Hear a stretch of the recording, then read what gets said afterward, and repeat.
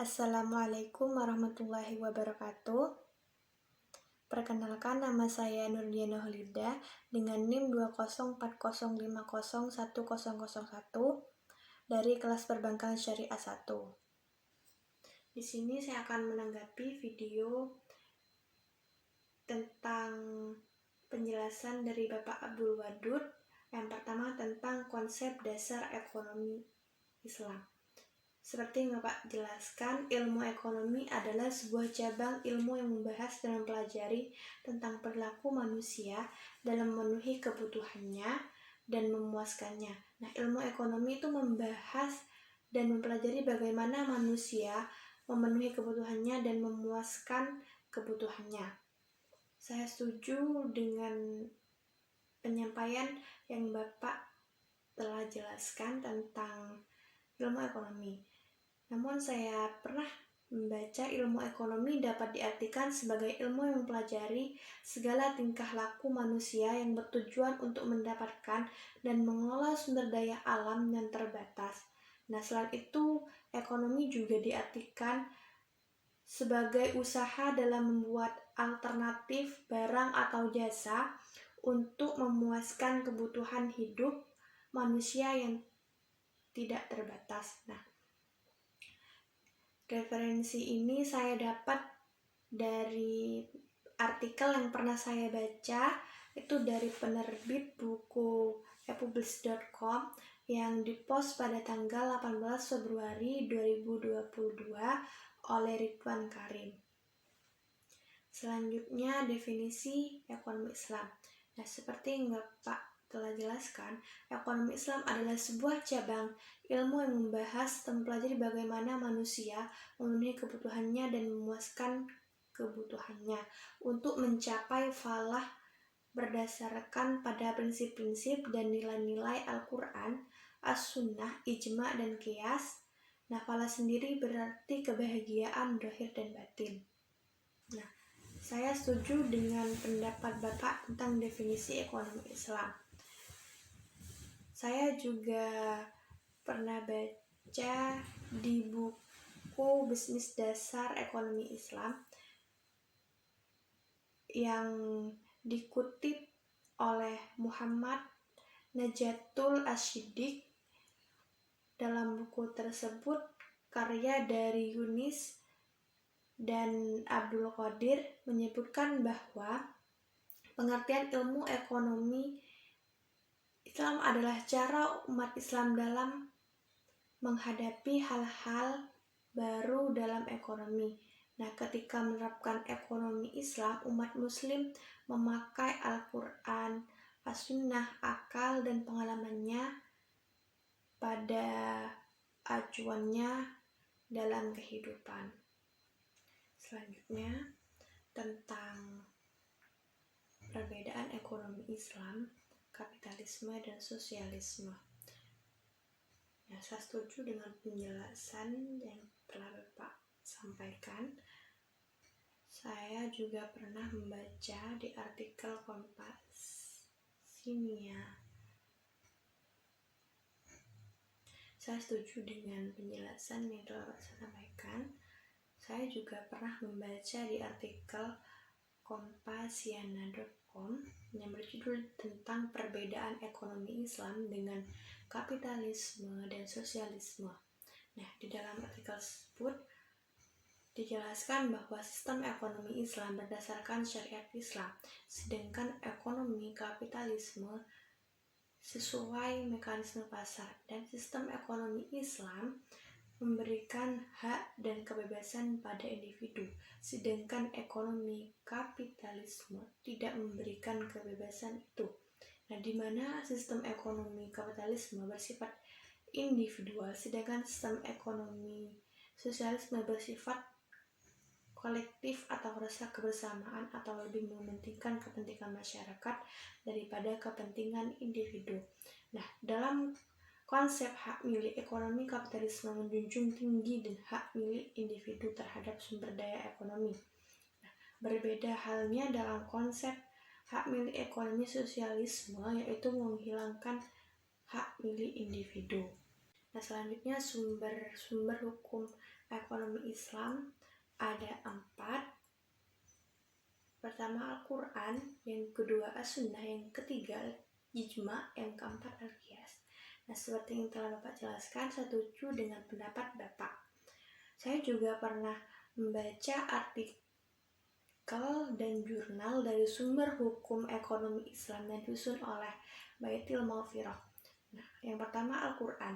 Nah, Al-Quran di sana dijelaskan adalah sumber Islam diturunkan kepada Nabi Muhammad SAW melalui malaikat Jibril untuk disampaikan kepada umat manusia sebagai pedoman keselamatan kehidupan dunia maupun di akhirat.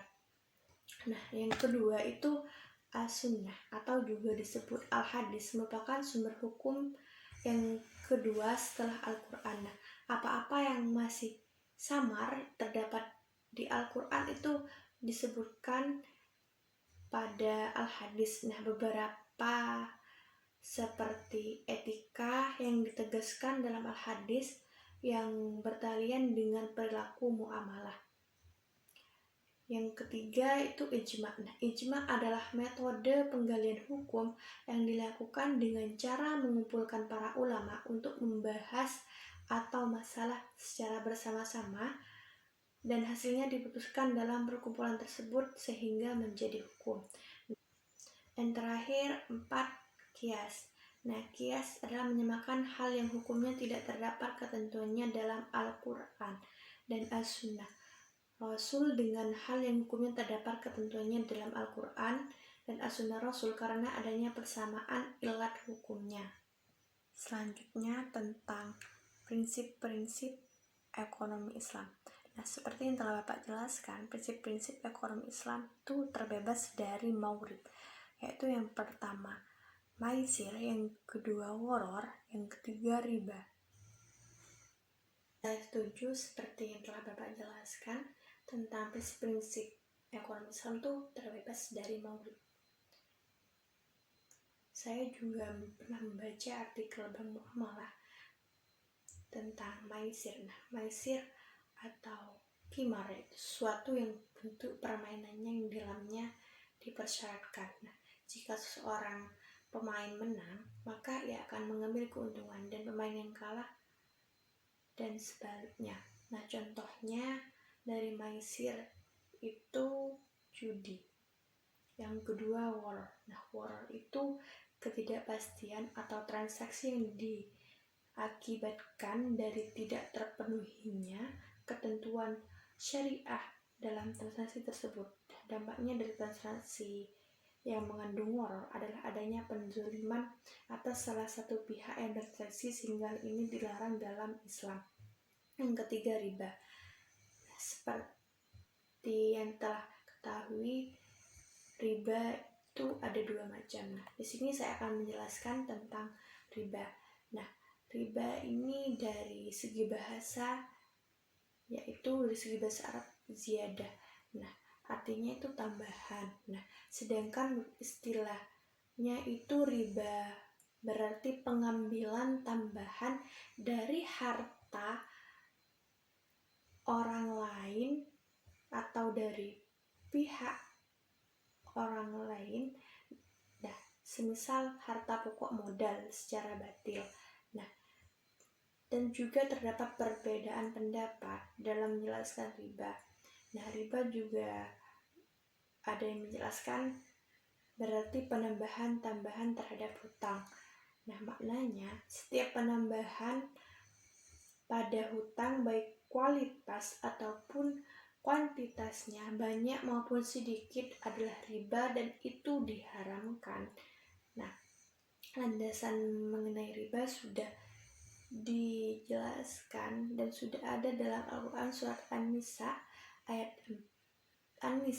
ayat 29 yang berarti, hai orang-orang yang beriman, janganlah kamu memakan harta sesamamu dengan jalan yang batil. Nah, adapun yang dimaksud dengan jalan yang batil adalah jalan batil tersebut mengambil tambahan dari modal produk tersebut tanpa imbalan pengganti atau kompensasi yang dapat dibenarkan oleh Imam Syafi'i. Nah, riba sendiri itu dibagi menjadi dua, yaitu riba adyun dan riba al-buyu. Nah, yang terakhir itu karakteristik ekonomi Islam. Nah, saya sangat setuju dengan yang telah Bapak jelaskan. Karakteristik ekonomi itu terdapat 8. Nah, yang pertama itu ekonomi Islam terikat dengan akidah syariah dan akhlak. Yang kedua, harta kepunyaan Allah dan manusia sebagai khalifah. Yang ketiga, larangan maisir, waror, dan riba. Nah, yang keempat, keadilan dan keseimbangan dalam melindungi kepentingan individu dan masyarakat. Dan yang kelima, keseimbangan antara kerohanian dan kebendaan. Yang keenam, itu bimbingan konsumsi. Yang ketujuh, petunjuk investasi. Nah, yang terakhir, yang kedelapan itu zakat. Sekian video tanggapan yang bisa saya sampaikan. Terima kasih. Wassalamualaikum warahmatullahi wabarakatuh.